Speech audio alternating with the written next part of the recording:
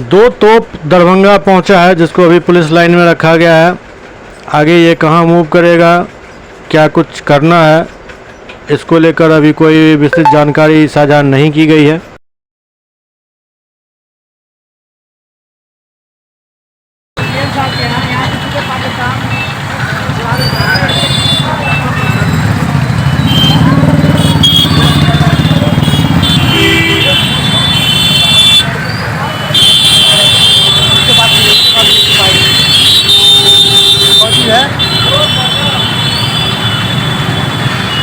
समझे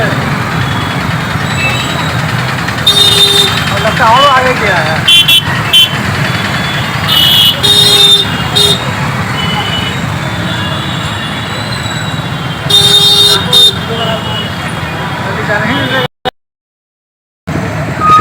यही समय की मैंने है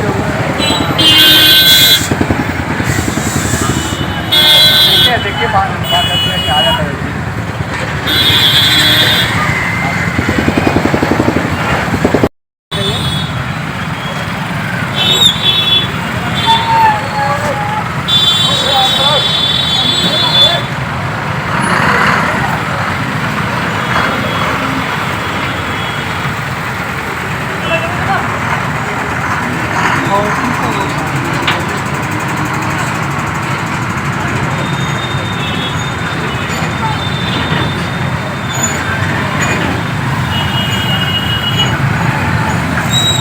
भाई बालाजी कहाँ से आया, कहाँ में आ गया